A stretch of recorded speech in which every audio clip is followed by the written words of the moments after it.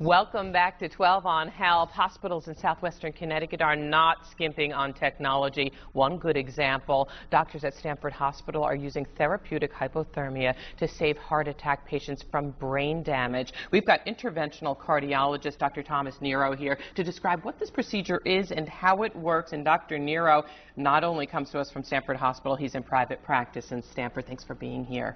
And I can tell by what you're wearing, you're headed right back to the hospital.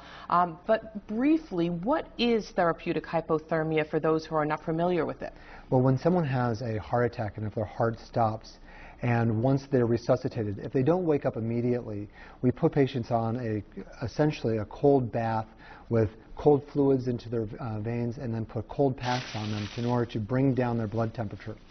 So it's a real hurry, even if it's the EMTs, whoever has that patient in their care, they need to get them cooled down, their body temperature. Right. We've started cooling people down in the field with the EMS crews. We cool them down in the emergency room through the cath lab, and then we usually continue the cooling for about 24 to 36 hours in the ICU as well before allowing the patients to wake up.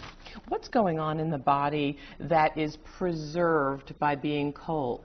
Well, there's a number of different things that change, and we're not exactly sure what causes the beneficial effects.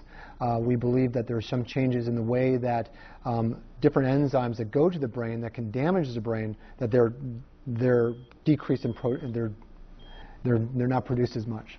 And because of that, there's less demand. The brain doesn't need as much at that time? Correct. And the brain's metabolism is decreased. The heart's metabolism is decreased as well, and the whole body's metabolism is decreased during that period of time. What we do know is that if we put people on this device, that we at least double their outcomes of neurologically intact survival. And what we've proven in the last 3 years since we started this program is that we've tripled their survival at Stamford Hospital.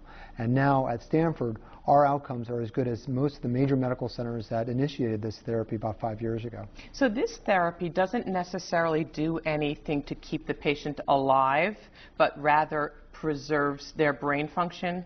Exactly. We still need to do everything that we would normally do in order to keep the heart alive and to allow the patient to survive the entire procedure.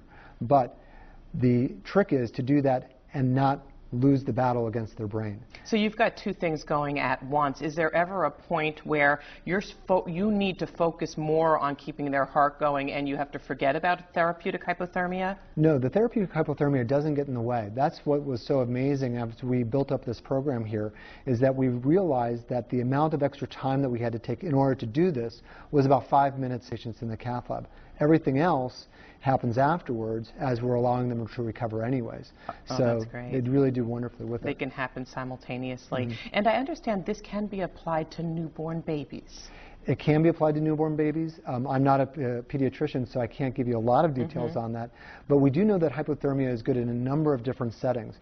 In certain surgeries that it's been proven to be beneficial. In neonatal intensive care units it's been proven to be beneficial. And now with heart patients as well. I want to switch gears here, still talking cardiology, of course. But you wanted to point out to the public the emphasis that is now being put on hands-only CPR, compressions only. Right. Well, now that we know that we can do all these amazing things if we get them alive to the hospital, what we now need to do is increase the number of patients that get alive to the hospital. The best way of doing that is if people start performing CPR in the field. If they perform CPR in the field, when someone collapses, their chances of surviving go from at least doubling to maybe tripling. Right now in Stamford, your chances of surviving a cardiac arrest is about 10%. But if someone performs CPR on you, it increases up to 25 and perhaps 30%.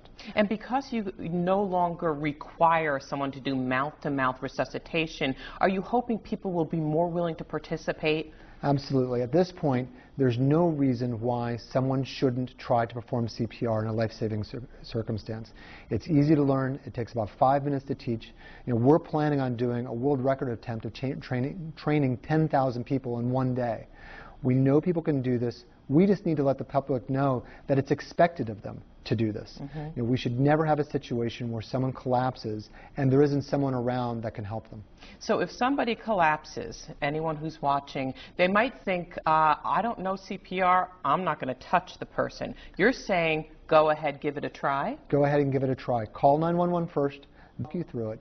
But essentially, if someone stopped breathing and is no longer responding, start doing compressions on their chest until EMS arrives. So if you're the only one, call 911, throw them on speaker, and get to it. All right, thank you so much, Dr. Thomas Nero. We want to add a new dimension to your workout. We have some information for you. How